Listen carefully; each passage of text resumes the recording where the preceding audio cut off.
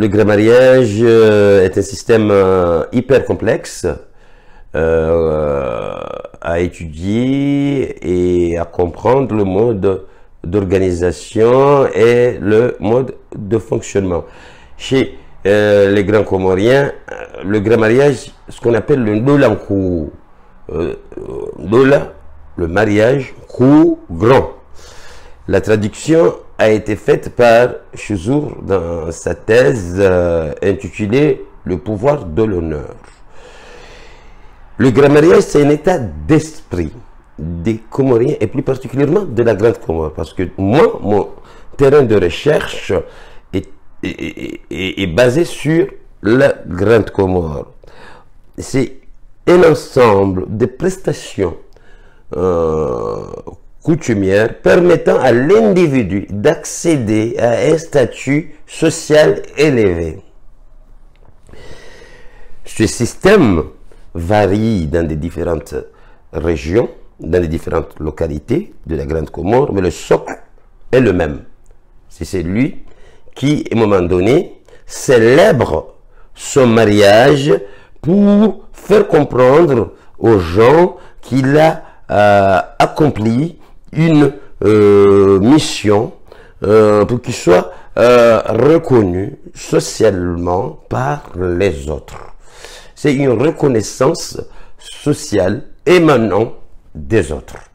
Ça, c'est la définition. Il y a un cursus qui mène l'individu à atteindre cet objectif, ce prestige social, ce qu'on appelle les classes d'âge. Nous avons deux groupes de classes d'âge. Nous avons le groupe, les classes d'âge de Wanamji, ce qu'on appelle les Irimu en grand comorien. Les Irimu de Wanamji, c'est-à-dire les classes d'âge de jeunes au sens du grand mariage, c'est-à-dire qui n'ont pas encore fait le grand mariage. Là, nous avons plusieurs Irimu. Il y a le dernier Irimu, il y a le premier, c'est tout un système. Donc, l'individu doit faire ce cursus, c'est un rite de passage permettant à l'individu d'accéder à ce stade. Il y a une deuxième catégorie des Irimu qui s'appelle les Irimu de Wanwazima, des hommes accomplis, de ceux qui ont fait le grand mariage. C'est-à-dire, des Irimu, c'est une façon de partager la viande, de manger la viande de bœuf, de gagner aussi de l'argent, des enveloppes de la personne qui fait ce grand mariage. Ces gens-là, ils deviennent les gardiens du temple. Ce sont des gens âgés au sens d'actes coutumiers. Voilà, en gros, la définition un peu complexe de ce grand mariage-là. Il y a beaucoup de choses à dire, hein, mais là, je fais une synthèse.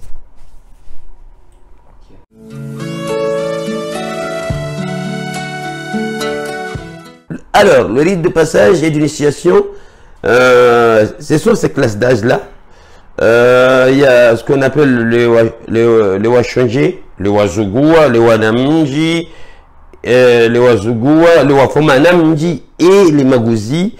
Donc, les jeunes du village sont associés étroitement dans ce processus qui consiste à partager les travaux du village, à participer aux cérémonies coutumières, mais en tant que petits serviteurs, c'est-à-dire que c'est une société très hiérarchisée. Il y a un droit d'aîné, c'est l'aîné qui détient le pouvoir.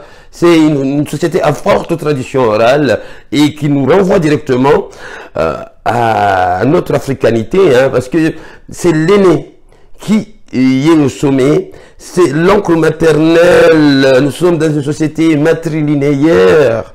Donc, l'individu doit s'insérer dans ce rite de passage jusqu'à arriver dans le Irimu appelé les Magouzi. Premier Irimu, première classe d'âge, c'est le Washonje. Deuxième, c'est le Wazugua. Troisième, le Wafoma Namji, c'est-à-dire les rois du village en tant que jeunes. Et les Gouzi, c'est une voie presque de garage. Là, l'individu est appelé et obligé à faire ce grand mariage. Et d'ailleurs, les familles se réunissent pour, si la personne, l'oncle maternel n'a pas d'argent, n'a pas les moyens, parce que ça demande des moyens financiers, hein, se réunissent pour cotiser et afin de permettre à leur oncle d'accéder à cet honneur qui va parler au nom du Dao, c'est-à-dire au nom de cette maison. Alors, tout ça nous renvoie à l'africanité. Nous avons des similitudes de ce système un peu, et même cette matrilinéarité relève du Maniaouli, la transmission des biens par voie matrilinéaire, qui est une dichotomie avec l'islam sunnite de rite chaféite des Comoriens, et qui montre que voilà, il y avait des pratiques anti-islamiques. Ça, c'est une parenthèse. Ces rites de passage, nous avons la deuxième catégorie de ceux qui ont fait le grand mariage.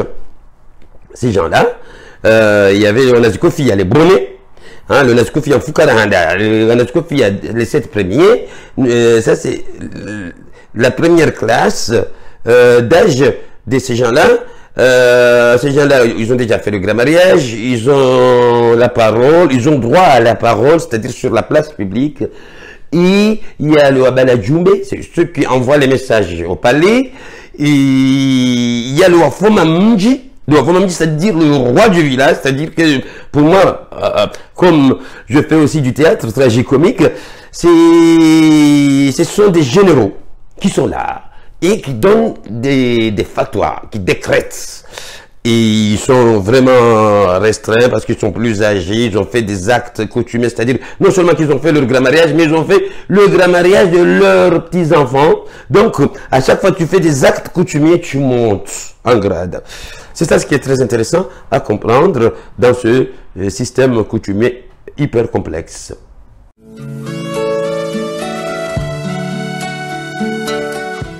Alors, l'imitation et les transformations sociales dans les sociétés à forte tradition orale est un processus irréversible. Chez Balandier, le grand Balandier, l'un des grands penseurs de l'anthropologie contemporaine, il dit que dans toute société, il y a une forme de dynamique sociale irréversible et parfois ininterrompue parce que la nature humaine est très évolutive. C'est très intéressant à observer chez les Comoriens de la Grande Comore parce que il y a eu des mutations. Avant, les échanges aux Comores étaient en troc. Tu me donnes une patate douce et moi je te donne du manioc. Là, il n'y avait pas l'argent, il n'y avait pas la monnaie. Mais au 19e siècle, avec l'avènement de la colonisation, il y a eu en même temps l'avènement de la monnaie. Ce sont les colons qui ont introduit la monnaie. Donc, les échanges entre les citoyens, entre les Comoriens de la Grande Comore, se sont orientés vers la monnaie. C'est la monnaie qui orientait les échanges, qui régulait les échanges. Du coup, ce grand mariage, ce Ndolankou s'est adapté à la monnaie et monétarisé en quelque sorte. Du coup, tous ces échanges qui se déroulaient en troc se sont transformés. C'est une transformation sociale qui est hyper intéressante. Ces échanges-là se sont transformés chez les Comoriens. Donc, il y a eu des mutations profondes dans cette société comorienne, hein, parce que les grands Comoriens ont connu, comme tous les Comoriens de l'archipel, ont connu à la fois ces pratiques anti-islamiques africaines, l'arabisation et l'avènement de l'islam, en gros, et il y a eu aussi cette culture française avec la monnaie et autres. Donc, l'imitation était irréversible, mais nous allons comprendre aussi une autre dimension de ces imitations sous la période interne de l'autonomie interne. Le grand mariage a connu une transformation profonde qui est tout à fait normale. Le président Cheikh, le premier président du conseil de gouvernement, là les Comores ne sont pas encore axés à l'indépendance. Et ce président parlait déjà de réformer ce grand mariage. Le 3 août 1975, il y a eu un coup d'État aux Comores. Après l'accession de ce pays à l'indépendance, le 6 juillet 1975, bientôt ils vont célébrer cette fête. Il y a eu un régime révolutionnaire qui a accédé au pouvoir à la personne d'Ali Soali, qui était considéré par les autres comme un marxiste. Et puis, il y a un débat sur le personnage, mais qui est intéressant et fascinant, ce personnage. Donc, pendant cette période révolutionnaire, c'est-à-dire de 75 à 78, lui, il a accédé au pouvoir réellement le 2 janvier 1976 jusqu'au 13 mai 1978. Et il a carrément dit que voilà, le grand mariage c'est terminé. Maintenant, ceux qui veulent faire du grand mariage va faire ce grand mariage chez eux. Hein, et ça va durer une journée, mais ça ne doit pas polluer la place publique. Parce que c'est vrai, Ali Soali, il avait compris une chose. Pour ceux qui vont regarder cette vidéo et qui vont nous écouter, il avait compris qu'il y avait un esprit arrogant et il y avait un esprit dominant de la personne qui a fait ce grand mariage, qui voulait dominer parce qu'il a fait cet acte coutumier. Il peut être un imbécilocrate ou autre, mais il veut s'imposer par le biais du grand mariage. Ali Soali, cette conception, il n'était pas du tout d'accord avec cette façon de voir les choses, donc il a limité cette influence parce que pour eux, ce sont les travailleurs, ceux qui se donnent pour le pays et qui travaillent dignement et honnêtement, qui doivent être considérés par les autres. Ce grand mariage n'a pas connu vraiment une période d'extase, hein, de splendeur dans cette période, ce qui est tout à fait normal. Les idées d'Ali Soali étaient aux antipodes de ce système très féodal. Alors, Abdallah arrive au pouvoir en 1978. Lui, il a dit, le grand Comorien, c'est du grand mariage. Il faut faire du grand mariage. Parce qu'il s'est appuyé sur les notables, ces hommes accomplis qui portent les chapes. Donc, il avait intérêt à soutenir le système.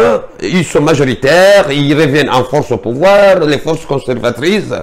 Et du coup, tout le monde était appelé à faire le grand mariage. Dans cette période-là, nous avions un grand mariage à outrance. Outrancier et à l'outrance.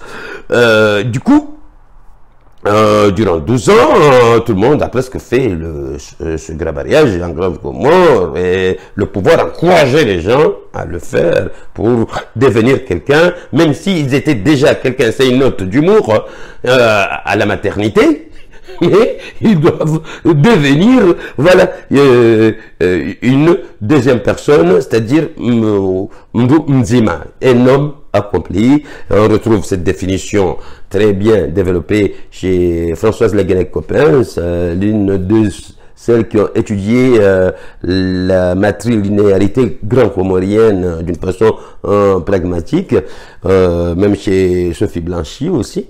Alors, il y a les années 90, après le départ d'Abdallah, après l'assassinat d'Abdallah, là, il y a eu les réformes des institutions financières internationales. La Banque mondiale et le FMI ont encouragé les pays du Sud à faire des réformes. Donc, il faut aussi réformer le système du grand mariage qui coûte très cher. Parce que le grand mariage, non se contente des faits. Hein. C'est-à-dire qu'on ne peut pas dire qu'il était comme ça avant. Non, non. C'est-à-dire que ce système a connu des mutations, des transformations. Nous, on se contente des faits. Ce grand mariage est monétarisé outrancièrement. Donc, il a fallu faire des réformes. À partir de cette mise au point, il y a eu ce qu'on appelle le Katiba, c'est-à-dire le livre de la réforme ou des réformes. On veut reformer ce grand mariage. Et au début des années 2000, une ville comme Moroni, qui est la capitale, a introduit ce Katiba de façon officielle pour réformer le grand mariage. À l'époque, nous avions les katibatistes, ceux qui soutiennent le livre, et les anti-katiba, et ceux qui soutiennent, qui sont anti-réforme. Et ce qui est très intéressant à observer, ceux qui étaient anti-réforme n'avaient rien, n'avaient pas de la monnaie. On se posait la question, mais pourquoi ne soutiennent pas le réforme, vu que ça peut les avantager? Ils n'ont rien. Mais finalement, Eux croient leur famille que voilà, nous sommes issus des familles traditionnelles, on ne peut pas changer, même si on n'a rien, mais un jour on va le faire, on est appelé à le faire. De toute façon, on ne va pas sortir grand chose. Nos familles vont le faire à notre place. Il y a eu un débat incessant qui a duré jusqu'alors. En gros, ce grand mariage a divisé, rassemblé ces grands Comoriens. Et jusqu'alors, on dit que voilà, il faut le faire, il y a autant de possibilités, voilà. Ça a un impact, mais ça peut-être on verra, sur l'économie de ce pays.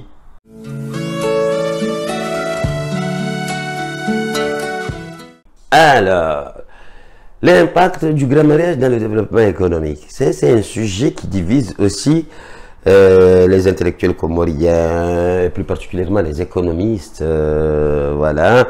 Pas mal de gens ont dit que ce grand mariage a un impact sur le développement économique d'un pays parce que il permet aux Comoriens d'injecter de l'argent dans leur pays, un pays qui traverse des crises effarantes.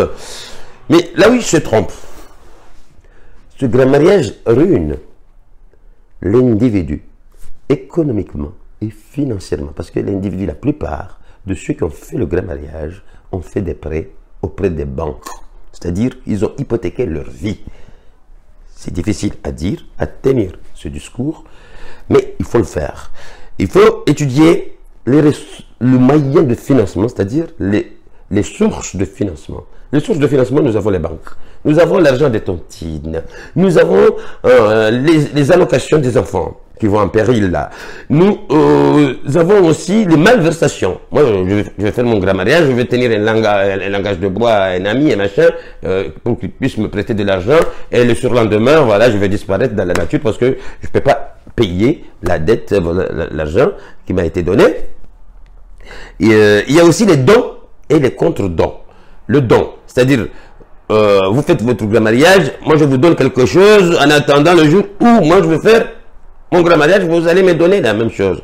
Et le vrai problème c'est quoi? C'est que moi à l'époque je vous ai donné un bœuf qui coûtait 100 €, et je veux 20 ans après que vous me donnez la valeur de ce bœuf correspondant à la période actuelle, c'est-à-dire 20 ans après.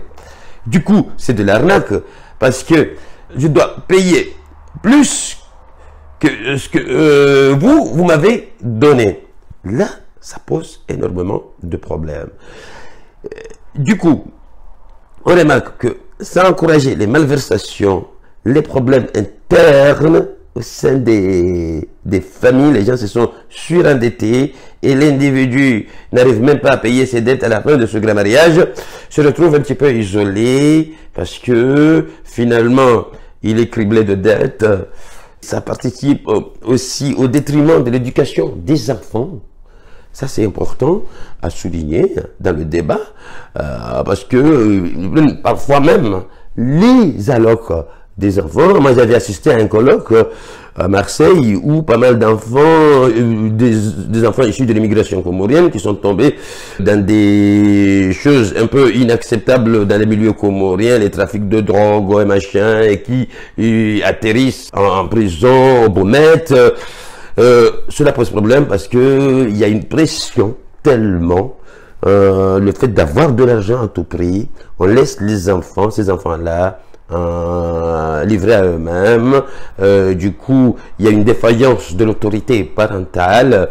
C'est important à souligner dans ce débat, parce que les parents sont ailleurs, ils ne pensent qu'à réaliser ces choses-là, alors que le salaire qu'ils gagnent sont soit au niveau SMIC ou en dessous du SMIC.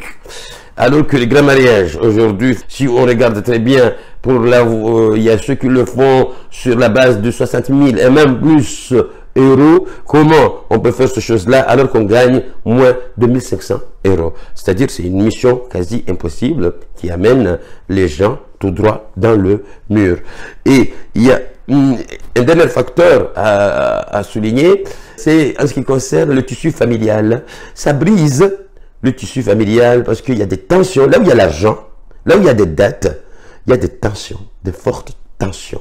Les Comoriens ne font pas exception à la règle. C'est pas un problème comorien, c'est un problème universel. Une fois que vous voulez vivre au-dessus de vos moyens, que vous avez fait des prêts, vous êtes appelé à honorer ces prêts auprès des bailleurs. Donc, les familles sont brisées, cassées.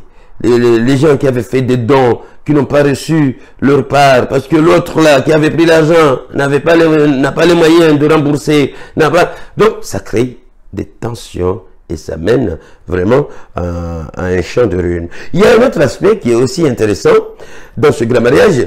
Ce grand mariage encourage les gens à importer. Tout est importé. Tout, et voilà, l'or n'est pas comorien, l'or est arabe.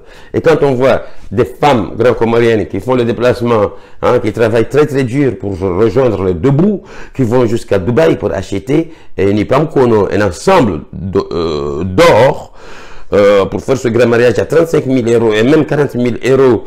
Sur ce point, on voit qu'il y a des pauvres qui enrichissent les riches. C'est-à-dire des pauvres qui s'appauvrissent pour enrichir les riches. Cela pose énormément de difficultés à ces familles qui travaillent dur, qui sont dans la pénibilité de leur travail. Et du coup, on nous dit que les grands Comoriens, ils ont de l'argent. Mais les grands Comoriens n'ont pas de l'argent, ils ont prêté de l'argent. Il nous faut comprendre que c'est leur argent, mais ce n'est pas leur argent. C'est un petit peu, je compare ça à la commedia dell'arte italienne qui mettent des marionnettes pour sublimer les spectateurs alors que tout est faux derrière. Donc cette dimension cachée qui est cruelle dans ce système pose énormément de problèmes aujourd'hui et on nous dit souvent qu'il s'agit là de leur coutume, mais le coutume n'est pas synonyme de l'enfer. Voilà, c'est-à-dire, là, il y a une société qui est décadente, là, actuellement, c'est la descente aux enfers, parce que tout le monde est très endetté. Ces gens-là, ils vont passer leur vie à payer des dettes. La plupart des gens qui font le grand mariage font de prêts. Et ils ne sont pas nombreux à le faire dans des conditions, parce qu'on nous dit que voilà, ça c'est mon argent, mais c'est pas ton argent, parce que tu as fait des prêts, tu dois payer, et parfois on nous reproche, nous, chercheurs, en disant que c'est pas votre problème, mais c'est notre problème, parce que la personne qui a fait ce grand mariage veut parler au nom du public. C'est comme ça que moi je vois un petit peu la complexité de ce système appelé grand mariage chez les grands Comoriens. Un tout dernier point, c'est que ce grand mariage n'est pas la culture comorienne, c'est un aspect de cette culture, c'est un aspect de la tradition comorienne. Le fait de se respecter n'a pas besoin du grand mariage, on peut se respecter les uns et les autres, c'est du savoir, c'est le vivre ensemble. Voilà, maintenant, respecter les aînés n'oblige pas à faire du grand mariage. L'aîné, tu le respectes, voilà, c'est humain, il a du vécu. Du coup, les arguments qui sont avancés par les uns et les autres sont vraiment discutables.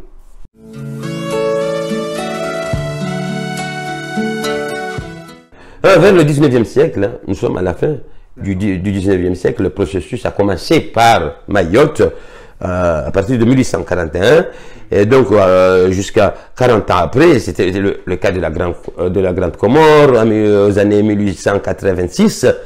Un blond débarque et là tout change et l'archipel devient officiellement archipel dépendant de la France à partir de 1912. Là, la colonisation est effective au niveau de l'archipel des Comores. Donc, les échanges ont changé sur la base, ce qui est tout à fait normal, qui est logique, de l'avènement de la monnaie. Et la monnaie a régulé les échanges. C'est pas parce que on est d'accord ou pas, le problème, c'est de comprendre le phénomène. On n'est pas là pour prendre des positions. Bien ou pas bien, moi ce n'est pas l'objectif. L'objectif consiste à faire comprendre un système qui est complexe. C'est-à-dire que les échanges ont changé, ce qui est tout à fait normal. Et ils vont continuer à changer ces échanges. C'est-à-dire que la nature humaine est très évolutive. Donc, cette évolution de la nature humaine a fait que, voilà, il y a une nouvelle donne. Maintenant, la colonisation bonne ou pas bonne, ça c'est un autre débat. Mais nous, on regarde, on observe de près quels sont les ingrédients qui participent au changement des sociétés, quelle qu'elle soit leur nature, ces sociétés à forte tradition orale ou des sociétés écrites, de la tradition écrite, comme la société française.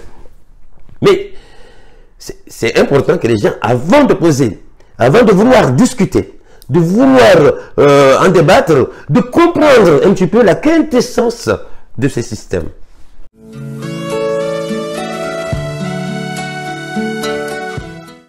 Cette matrilinéarité, parce que ça nous renvoie à notre africanité. Et Gervais écrivait ni père ni mère chez les Wamakua. Au Mozambique, on retrouve dans ses écrits une similitude du socle maternel, la matrilinéarité, qui montre qu'il y avait des pratiques existant avant l'avènement de l'islam sur la côte est africaine et plus particulièrement au Comores. Ces pratiques-là sont restées, c'est-à-dire que l'islam sunnite de rite chafaïte n'a pas détruit ces pratiques, c'est mélangé avec ces pratiques. Un exemple précis, pour que les gens qui vont nous voir, qui vont visionner cette vidéo, qui vont nous écouter, puissent comprendre. Dans une cérémonie du grand mariage, au début de la cérémonie, il y a une fatha, une prière qui commence la cérémonie. Et à la fin, il y a une prière. Il y a un mélange de genres qui parfois met les gens dans des confusions, mais il faut comprendre un petit peu ce mélange, parce qu'on ne peut pas comprendre les systèmes à forte tradition orale, les sociétés à forte tradition orale, sans comprendre aussi les impacts. Il y a un impact arabo-musulman, il y a un impact avec la monnaie, on venait de le souligner, mais il y avait des gens qui étaient là. La matrice comorienne, et surtout en ce qui concerne la Grande Comore, cette matrice-là est matri-localité, et matrilinéaire. Du coup, ces Comoriens, avant qu'ils soient musulmans, ils sont Comoriens, ils sont des êtres humains, tout simplement. Ils ont leur façon de voir.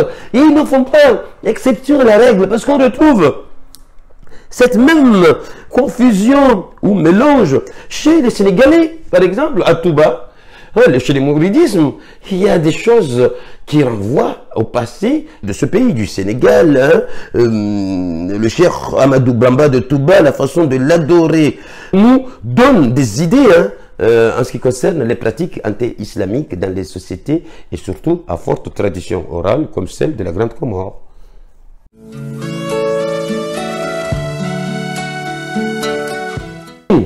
Comorienne. Parce que ce sont des enfants qui n'ont pas connu le Comores, qui sont nés ici, ce que j'appelle les Comoriens de la deuxième génération. Ces Comoriens-là, nous avons deux, et même trois tendances. Première tendance, il y a des enfants qui se plient à la dictée, dictée par leurs parents. Voilà, qui sont là pour perpétuer ces traditions, même s'ils ne comprennent pas grand-chose, mais ils sont là, c'est-à-dire soumission à la discipline et non au barbarisme. Ça, c'est une première tendance. Maintenant, qui reste à approfondir. Deuxième tendance, il y a ceux qui se rebellent, qui ne comprennent pas du tout. C'est ce que j'appelle le jeu m'en fout pas mal, lâche-moi mes baskets. C'est du jean déchiré, pourtant ils ne sont pas déchirés. Ils disent la chose suivante, ils ne comprennent pas grand-chose. Ils ne comprennent pas pourquoi ils vont envoyer de l'argent au bled. Un bled, ils ne le connaissent même pas. Donc, ils préfèrent mener leur vie dans leur pays natal. Ils sont nés ici. Donc, ce sont des enfants issus de l'immigration comorienne. Une immigration comorienne qui est, à majorité, travailleur. C'est-à-dire économique. C'est pas une immigration intellectuelle, on est d'accord. Il y a une troisième tendance, ce sont des neutres. Voilà, ils sont là, ils écoutent, ça leur saoule un peu. Mais voilà, ils vont voir. Ils vont voir. Ce sont un petit peu des attentistes. Ils sont là, ils regardent, ils sont comme, comment on peut dire en religion, agnostiques.